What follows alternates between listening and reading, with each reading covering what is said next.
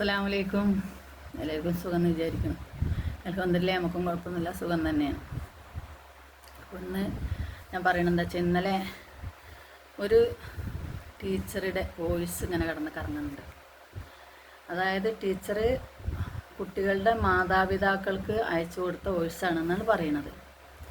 സ്കൂളിൽ നിന്ന് ഓണാഘോഷത്തിൻ്റെ പരിപാടിയിൽ മുസ്ലിം കുട്ടികൾ പങ്കെടുക്കാൻ പാടില്ല, നമ്മളതിന് മക്കളെ പറഞ്ഞു വിടാൻ പാടില്ല എന്ന് പറഞ്ഞിട്ടാണ്. അതും ഒരു ടീച്ചറാണ്. അപ്പോൾ എനിക്ക് ടീച്ചറോട് പറയാനുള്ളത് എന്താണെന്നറിയോ, ഞങ്ങളൊക്കെ വളരെ ചെറുപ്പം മുതൽ എൻ്റെ കൂട്ടുകാരികളുടെ പേര് ഇതിൽ പറഞ്ഞ വല്ല പ്രശ്നവും വരുമെന്ന് എനിക്കറിയില്ല. പക്ഷെ എന്നാലും ഞാൻ പേര് പറയാം. ആരാണ് എന്താണെന്നുള്ളപ്പോൾ അറിയുന്നവർക്ക് അറിയുള്ളൂ, അല്ലാത്തവർക്കറിയില്ല. മീനാക്ഷി, ദേവി, അതേമാതിരി റാണി, സിന്ധു, സാരദ, സുബൈദ, ആയിഷ, അങ്ങനെ കൂടുതൽ ആൾക്കാർ എൻ്റെ സഹോദരിമാരാണ്. അപ്പം ഞങ്ങൾ ഇത് പറയാൻ ഞാൻ കാരണം പോകാൻ പാടില്ല എന്ന് പറഞ്ഞതുകൊണ്ടാണ് ഞാൻ പറയണത്, അല്ലാതെ വേറൊന്നും വെച്ച് പറയണതല്ല. കാരണം കുട്ടികൾ ഓണപരിപാടിയിൽ പങ്കെടുക്കരുത് എന്ന് ടീച്ചർ പറഞ്ഞതുകൊണ്ട് ഞാൻ പറയുന്നതാണ്. അപ്പോൾ ഞങ്ങളെല്ലാവരും കൂടി മണ്ണാർക്കാട് അമ്പംകുന്ന് കുറച്ചൊരു പ്രശസ്തിയുള്ളൊരു ദർഗയുള്ള സ്ഥലമാണ് അവിടെ. അപ്പോൾ അവിടെ 3 ദിവസത്തെ ഉത്സവമുണ്ട്. അത് ശിവരാത്രിയോടനുബന്ധിച്ചാണ് ആ നേർച്ചയും അവിടെ വരുന്നത്. അപ്പം ഞങ്ങളെല്ലാവരും കൂടി ഇങ്ങനെ സംസാരിച്ചുകൊണ്ടിരിക്കുമ്പോൾ ഞാനും എൻ്റെ കുടുംബം പോകുന്ന കാര്യം പറയുമ്പോൾ എൻ്റെ കൂട്ടുകാരികൾ പറയും, ഞങ്ങൾക്കും വരാമെന്നുണ്ടായിരുന്നു, പക്ഷെ ഞങ്ങൾ ആരാ കൊണ്ടുപോവുക, വരണമെന്ന് നല്ല ആഗ്രഹമുണ്ട്, പക്ഷെ ആരാ കൊണ്ടുപോവുക എന്ന് പറഞ്ഞു. അപ്പം ഞാൻ പറഞ്ഞു, ആർക്ക് വേണമെങ്കിലും ചെല്ലാം, അവിടെ ജാതി മത പ്രശ്നമൊന്നുമില്ല, ആർക്ക് വേണമെങ്കിലും അവിടെ പോകാം, നേർച്ച ചെയ്യാം, നമുക്ക് തിരിച്ചു വരാം, നമ്മൾ ഉദ്ദേശങ്ങൾ പറയാം, അതിനൊരു കുഴപ്പം അവിടെ ഇല്ല, നിങ്ങൾക്കൊക്കെ വേണമെങ്കിൽ പോകാം. ഇവരെന്ത് ചെയ്തെന്നറിയോ, ഇവരെല്ലാവരും കൂടെ ഒരു തീരുമാനം എടുത്തു, നമുക്കൊരു ജീപ്പ് എടുത്തിട്ട് 12 പേര് കൊള്ളും ഒരു ജീപ്പിൽ.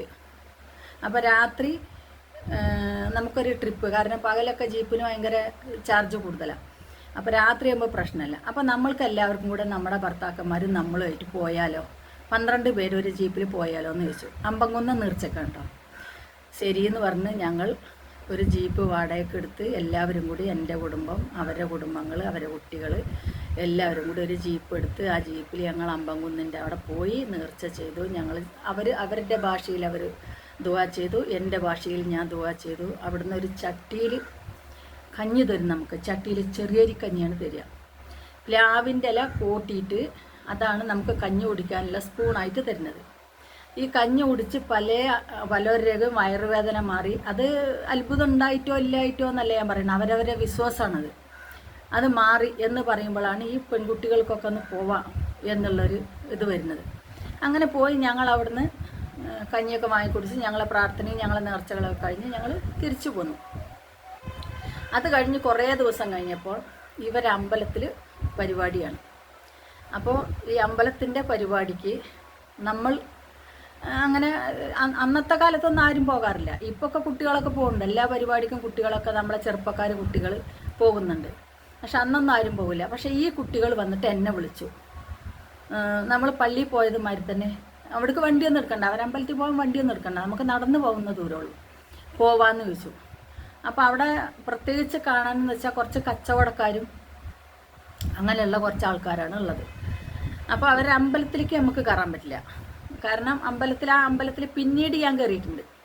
പിന്നീട് അവർ തന്നെ എന്നെ കൊണ്ടുപോയിട്ടുണ്ട്. ആ അമ്പലത്തിൻ്റെ ചുറ്റുപാട് ഞങ്ങൾ നടന്നിട്ടുണ്ട്, എല്ലാം ചെയ്തിട്ടുണ്ട്. പക്ഷെ അവിടെ ഇതേമാതിരി കുളമോ മറ്റുള്ള കാര്യങ്ങളൊന്നുമില്ല. ഒരു കിണറുണ്ട്, ആ കിണറ്റിൽ നിന്ന് നമുക്ക് വെള്ളം എടുക്കുക, കുടിക്കുക, എന്തും ചെയ്യാം. അവിടെ അവരെ ശുദ്ധി കലശത്തിന് ഇതിനൊക്കെ വെക്കണം. അത് ഏറ്റവും സ്വന്തമായിട്ട് അമ്പലം ഉണ്ടാകുമ്പോൾ അവിടെ ഒരു കിണർ സ്വാഭാവികമാണല്ലോ, അങ്ങനെ ഉണ്ടാവും. ഇപ്പോൾ പള്ളിക്കാണെങ്കിലും ഉണ്ടാവുമല്ലോ. അങ്ങനെ ഈ അമ്പലത്തിൽ പോയി ഇവരിവിടെ നീർച്ചട്ടന്മാർ എന്നോട് പറഞ്ഞാൽ അവിടെ ഒരു നീർച്ചിടണം എന്ന് പറഞ്ഞാൽ ഞാൻ പറഞ്ഞു, ഞാൻ നീർച്ചയൊന്നും ഇടുന്നില്ല, പക്ഷെ നിങ്ങളെ ഈ പറഞ്ഞ മാതിരി തന്നെ നിങ്ങളെ മനസ്സമാധാനത്തിന് വേണ്ടി ഞാൻ 2 ചന്ദനത്തിരി കൂടും, പിന്നെ ഒരു തീപ്പെട്ടിയും, പിന്നെ വേറെന്തോ ഒരു സാധനം അവർക്കുണ്ടല്ലോ, ഒരു വെള്ള കളറിലല്ലേ കർപ്പൂരം, ഈ കർപ്പൂരം കൂടി വാങ്ങി ഈ കുട്ടികളെടുത്ത് കൊടുത്തു. എന്നാ എൻ്റെ പേരും പറഞ്ഞിട്ട് നീ അവിടെ കൊടുത്തേക്ക് എന്ന് പറഞ്ഞു. കാരണം അവർക്കൊരു നമ്മളോടൊരു ബഹുമാനം വേണമല്ലോ. അത് പറഞ്ഞ് അവിടെ കൊടുത്തേക്കാൻ പറഞ്ഞു. അങ്ങനെ അവരത് അവിടെ കൊടുത്തു. അത് കഴിഞ്ഞതിന് ശേഷം ഈ അമ്പലത്തിൽ എന്ത് പരിപാടി ഉണ്ടെങ്കിലും ആ അമ്പലത്തിൻ്റെ കമ്മിറ്റിക്കാർ നമ്മുടെ വീട്ടിൽ വരും പിരിവിന്. നമ്മളത് കൊടുക്കും. അവരതേമാതിരി നമ്മളെ പള്ളിയിൽ നിന്ന് റബ്ബുൽ അവലിൻ്റെ പരിപാടി ഇതൊക്കെ ഉണ്ടാകുമ്പോൾ അവർ പിരിവിന് വരുമ്പോൾ ഇവർ ചോദിച്ചില്ലെങ്കിലും അവരത് കൊടുക്കും. കൊടുത്തിട്ട് ആ റബ്ബുൽ അവലിൻ്റെ ദിവസം, ആ അന്നദാനത്തിൻ്റെ ദിവസം അവരവിടെ പോയി വയറ് നിറച്ച് ആഹാരം കഴിച്ച് തൃപ്തിയോടെ തിരിച്ചു വരും.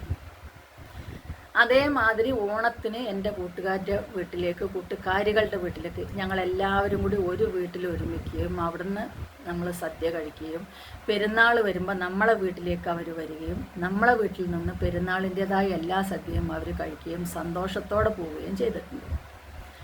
ഓണപ്പരിപാടി ഇപ്പോൾ ഓണപ്പരിപാടിയെ പറഞ്ഞ ഇപ്പോൾ അതാ നമ്മുടെ എൻ്റെ കുടുംബത്തിൽ നിന്ന് ആങ്ങളമാരി അനിയത്തിമാരെയൊക്കെ മക്കൾ മൊത്തത്തിലൊരു 17 കുട്ടികളുണ്ട്. ഈ 17 കുട്ടികളിൽ 5 ആൾ +1 പഠിക്കണവരാ, ബാക്കി 2 ആൾ 10ാം ക്ലാസ്സിൽ പഠിക്കണവരാ, ബാക്കി 9ാം ക്ലാസ്സിലും 1ാം ക്ലാസ്സിലും 1ാം ക്ലാസ്സിലും 2ാം ക്ലാസ്സിലും 4ാം ക്ലാസ്സിലും 6ാം ക്ലാസ്സിലായിട്ട് പഠിക്കണവരാ. ഇവരെല്ലാം ഇവിടുന്ന് ഇന്ന് ഓണസദ്യയാണ് സ്കൂളിൽ. ആ ഓണസദ്യ കഴിക്കാൻ വേണ്ടിയിട്ടാണ് ഇന്ന് സ്കൂളിലേക്ക് പോയിക്കുന്നത്. പഠിപ്പില്ല, എന്ന് ഓണാഘോഷമാണ്. ഇന്ന് ആ ഓണസദ്യ ഉണ്ണാൻ വേണ്ടിയിട്ടാണ് പോയിരിക്കുന്നത്. ആ ഓണസദ്യ ഉണ്ടിട്ട് 2 കിലോ അരിയും ചെറിയ കുട്ടികളും വലിയ കുട്ടികളായിട്ട് വാങ്ങിയിട്ട് ഇന്ന് വീട്ടിലേക്ക് വരും. ഇതിലൊക്കെ എന്തിരിക്കണ്? എനിക്ക് എൻ്റെ വിശ്വാസം, എൻ്റെ വസ്ത്രം എൻ്റെ വിശ്വാസം, എൻ്റെ വിശ്വാസം എൻ്റെ വിശ്വാസം. നമ്മളൊരു സ്ഥലത്ത് പോയി എന്ന് വെച്ചിട്ട് നമ്മളെ വിശ്വാസം ഇല്ലാതെ ആവുന്നുണ്ടോ? പക്ഷേ അതിന് ടീച്ചറോടാണ് എനിക്ക് പറയാനുള്ളത്, കൊച്ചു മക്കളെ മനസ്സിൽ നിങ്ങളിങ്ങനെ പറയല്ലേ. ഇനിയുള്ള തലമുറകളെങ്കിലും ഒന്നിച്ച് ചിരിച്ച് കളിച്ച് വർഗീയതയില്ലാതെ അവർ വളർന്നു വന്നോട്ടെ. എന്തിനാണ് നമ്മൾ മക്കൾ അവിടെ അങ്ങനെയാണ് ഇവിടെ ഇങ്ങനെയാണെന്ന് പറഞ്ഞു കൊടുത്ത് ആ മക്കളെ വളർത്തുന്നത്? എല്ലാവരും ഒന്നാണെന്ന് പറഞ്ഞ് ഇതാക്കി കൊടുക്കുകയും ആരാധന അവർ വേറെ ചെയ്യുന്നുണ്ടാവും, നമ്മൾ വേറെ ചെയ്യുന്നുണ്ടാവും, അത് വേറെ വിഷയം. പക്ഷേ ഇത് ഇങ്ങനെ പറഞ്ഞാൽ അതിൽ പങ്കെടുക്കാൻ പാടില്ല. ഇപ്പം നമ്മളെ സ്കൂളുകളിൽ എത്രയോ ഒപ്പനകൾ നടക്കുന്നുണ്ട്. അതിലെല്ലാം മുസ്ലിം കുട്ടികൾ മാത്രമാണോ പങ്കെടുക്കുന്നത്? ഒപ്പനകൾ കളിക്കുന്ന എല്ലാ മുസ്ലിം കുട്ടികൾ മാത്രമാണോ? എനിക്കറിയാവുന്ന എത്രയോ കുട്ടികൾ ഒപ്പന വാങ്ങി 1ാം പ്രൈസ് വാങ്ങിയ കുട്ടികളുണ്ട്. അപ്പോൾ ടീച്ചറെ, ഇത് നിങ്ങൾക്ക് ഭാവിയിലേക്ക് വേണ്ട ടീച്ചറെ, അത് ഒഴിവാക്കിക്കളി. നമ്മളെ മക്കൾ സഹോദര്യത്തോടെ സ്നേഹത്തോടെ ജീവിക്കട്ടെ. വരും തലമുറ അവർ സ്നേഹിച്ച് ജീവിക്കട്ടെ. നമ്മൾക്ക് പ്രളയം വരുമ്പോൾ അങ്ങനെയുള്ള കാര്യങ്ങളൊക്കെ വരുമ്പോൾ നമ്മൾ നോക്കാറില്ലല്ലോ. നമ്മളത് എല്ലാവരും ഒരുമിച്ച് എവിടെയാണ് കിട്ടുന്നത്, പള്ളിയാണ് കിട്ടിയെങ്കിൽ പള്ളിയിൽ കയറിയിരിക്കും നമ്മളെല്ലാം, അമ്പലമാണ് കിട്ടിയെങ്കിൽ അമ്പലത്തിൽ കയറിയിരിക്കും നമ്മളെല്ലാവരും. കാരണം അപ്പം നമ്മളെല്ലാവരും ചിന്തിക്കാൻ നമ്മളെ ജീവൻ മാത്രമാണ്. പിന്നെ അതിന്ന് പുറത്ത് വന്നു കഴിഞ്ഞാൽ നമുക്ക് എന്തിനിത്? ആവശ്യമില്ലല്ലോ. മക്കളെ ഇഷ്ടം പോലെ വളരട്ടെ. അപ്പോഴും നമ്മളെ വിശ്വാസത്തെ മുറുകെ പിടിച്ച് വളരാൻ മക്കളോട് പറയുക. അവർ ഓണസദ്യ ഉണ്ടോട്ടെ, അവർ മറ്റേ കൂട്ടുകാർ കൂടിക്കോട്ടെ, നമ്മളെ പെരുന്നാളിന് അവർ വരട്ടെ, വീട്ടിൽ വരട്ടെ, സദ്യ ഉണ്ണട്ടെ. ഇതെല്ലാം നമുക്കുള്ള സാഹോദര്യമായി പോകട്ടെ ടീച്ചറെ. ടീച്ചറും ഇനിമേലെങ്കിലും ടീച്ചർ സൂക്ഷിക്കുക, ആരോടെങ്കിലൊക്കെ അങ്ങനെ വോയിസ് വിടുമ്പോഴും പറയുമ്പോഴും. ശരി, എല്ലാവർക്കും അസ്സലാമു അലൈക്കും. ഞാൻ പറഞ്ഞ വാക്കിൽ എന്തെങ്കിലും തെറ്റുകുറ്റങ്ങളുണ്ടെങ്കിൽ എന്നോട് ക്ഷമിക്കണം. എൻ്റെ മനസ്സിൽ തോന്നിയ ഒരു അഭിപ്രായം ഞാൻ പറഞ്ഞു, എൻ്റെ അനുഭവം ഞാൻ പറഞ്ഞു, അത്രേ ഉള്ളൂ.